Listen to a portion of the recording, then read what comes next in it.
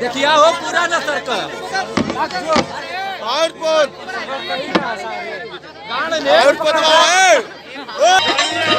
सुनत हवा का हो कुछ कहले रहला याद बा? ऐसा तो कोनो बात ना आला था। अच्छा तो कटनी हो गई तो भुला गइला? ओहो अरे बताइबू कि बुझनी बुझाइबू अब काय करा भूमिका बनावेल हो कोनो बात सीधे सीधे ना बोल सकेलू। एक तो इतना टेंशन कपार पे खुदे है ऊपर से लगबू तू ऐठे। हाँ हाँ हमरा भी टेंशने नहीं बुझाई। काम अपने कौन गइला? नहीं याद आवता तो सुन याद करावता नहीं। खाली फुसलाई के करो वाला पटनिया हो, खाली फुसलाई के करो वाला पटनिया हो, कहीं के दिखला ना झुलनिया।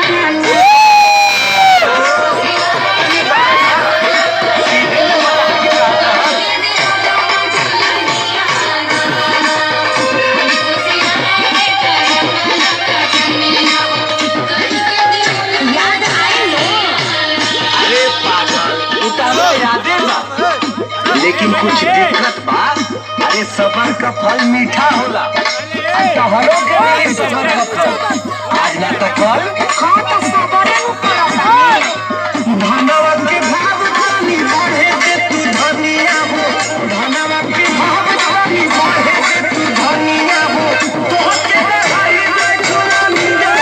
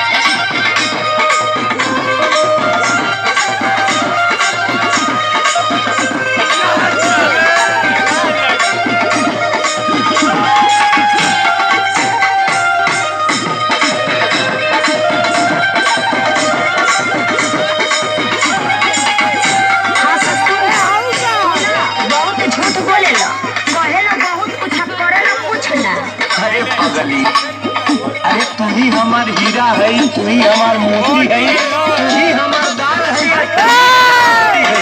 सब कुछ तू ही ना है। अरे इतना मेहनत तो नहीं बदला कोइला। बाहर होई बापा प्यार के ना रस पाइबे, रक्त से जिया पे रोजऊ तो आस जइबे।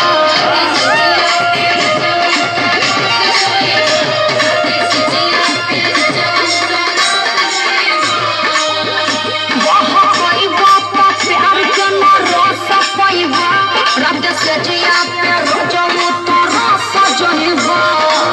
हमारा से चली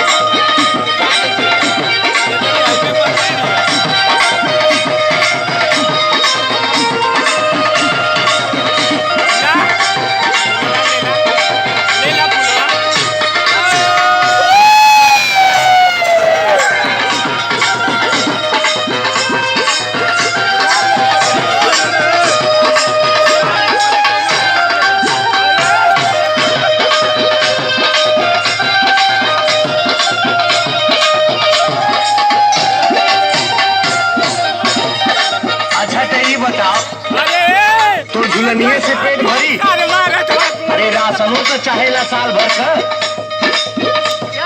तोरा मन के करी ना त का होई सुन का होई हो बड़ा सस्ता पर बेचे में खल जाई हो पूरे धनवा जवानी में खल जाई हो